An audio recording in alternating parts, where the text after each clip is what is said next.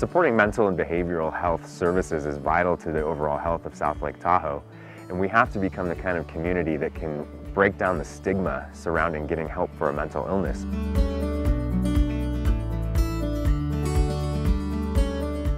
I grew up in the Palo Alto area, met my husband there.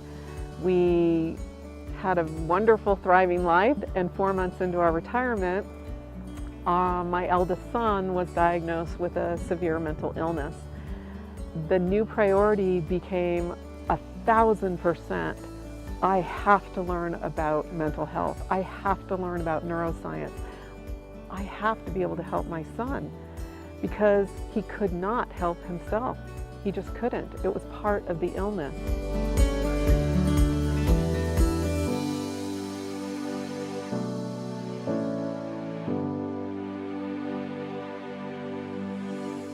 The average onset for schizophrenia, which is what my son is living with, is 18 months. That's the time you notice symptoms until you get a diagnosis. My beautiful blonde-haired, blue-eyed baby boy, the firstborn in our family, started to become somebody I didn't recognize.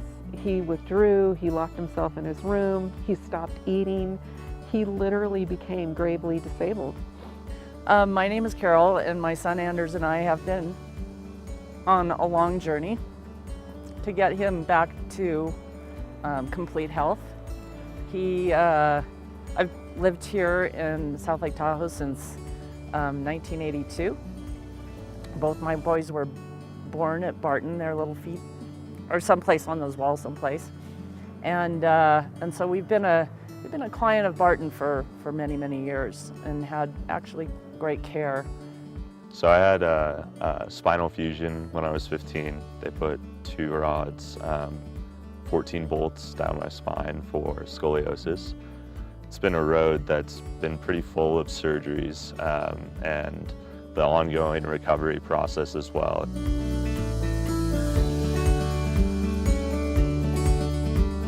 Anders came home in December of that year after a series of, kind of health crisis, and he was having a lot of shoulder pain, and he was looking for a physician in Southern California during the time, and I said, Anders, what are you doing? We have some of the best orthopedic surgeons in the country right here in South Lake Tahoe, and this is where you need to be.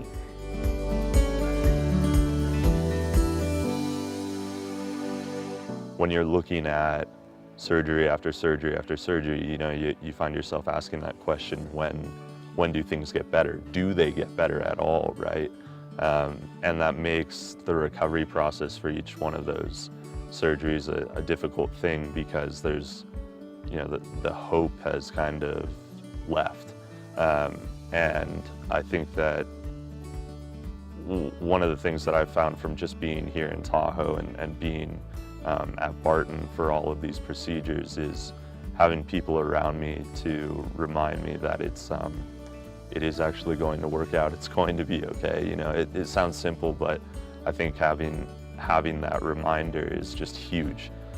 The surgical staff gave him a card, and they all signed it, and they all had this personal message for him. And I gave him that card when he got in the car, and he cried like I am, and said, Mom, he goes, maybe it's not so bad to be me. And that was the first time I think that he had really felt hope for 2 years. And, he still has that card. And hope is something that he hasn't had for a while. And it's one of those things that we all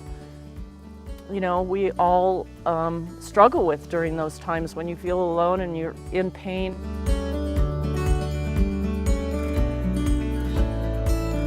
My son recently relapsed. He hadn't relapsed in over 4 years, but we went on a vacation and he was prescribed a medication that interfered with his antipsychotic, and he had some work stress, and his Barton psychiatrist literally saved his life.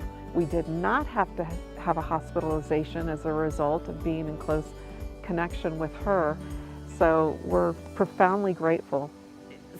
now we've been on about a year's worth of care here with Barton, and he gets up every morning feeling good. He loves getting up, and he looks forward to every day. He feels like with the relationships that he's had with his Barton caregivers that he's built confidence, and he feels like there's hope for the future.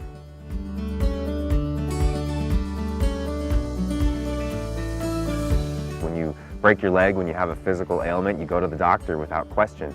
And we have to make it the same for mental illness. We have to be the kind of community that shows the kind of care and compassion to people who are seeking help.